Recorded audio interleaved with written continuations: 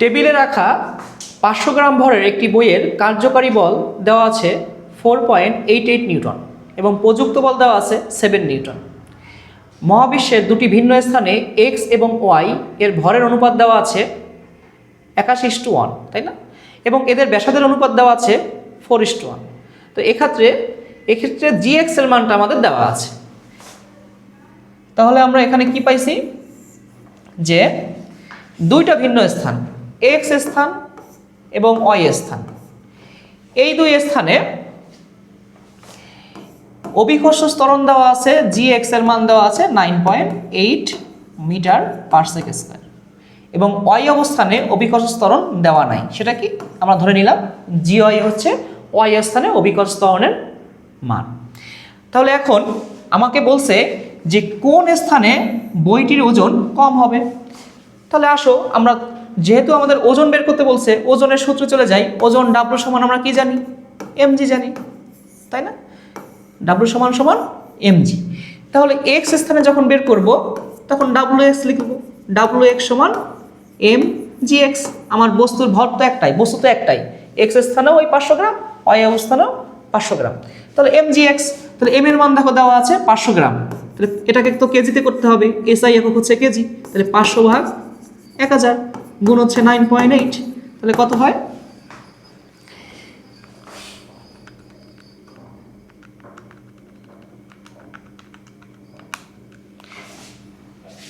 4.9 Newton.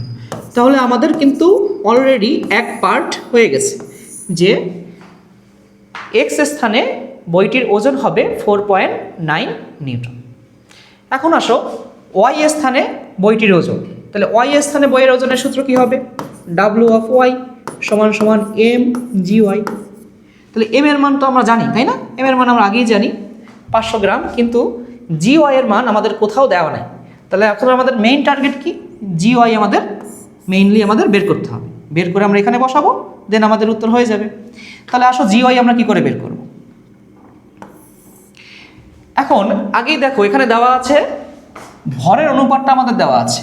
তাহলে ভরের অনুপাত m:m, তাই না? তাহলে বড় হাতের m ভাগ ছোট হাতের m সমান 81/1। অতএব বড় হাতের m আর গ্রহণ করে কি লেখা যায়? 81m। আবার ব্যাসার্ধের অনুপাত দেওয়া আছে r/r সমান 4/1। অতএব বড় হাতের r সমান লেখা যায় 4r, তাই তো? এখন আসো অভিকর্ষ ত্বরণের সূত্রে, যে আমরা জানি জি এক্স সমান জানি জি এম ভাগ আর এর স্কোয়ার। এটাকে আমরা যদি 1 নং সমীকরণ দিই, জি ওয়াই এর ক্ষেত্রেও যদি আমি বলি জি ওয়াই অবস্থানে ভরকে ধরতে বলছে ছোট হাতের এম দিয়ে, ধরলাম জি এম ভাগ ছোট হাতের আর তার স্কোয়ার। এটাকে 2 নং সমীকরণ দিলাম। এখন আমাদের বের করতে হবে হচ্ছে জি ওয়াই এর মান, তাই না?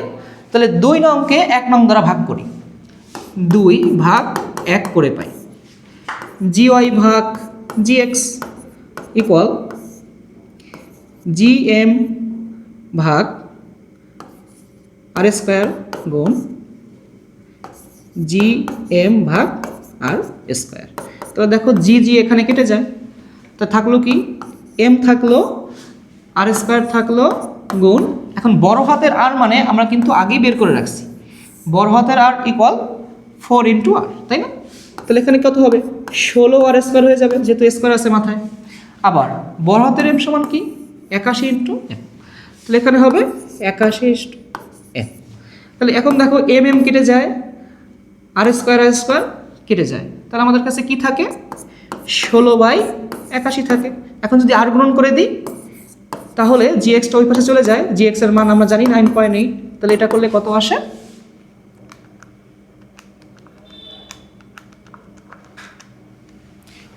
1.935 মিটার পার সেকেন্ড স্কয়ার।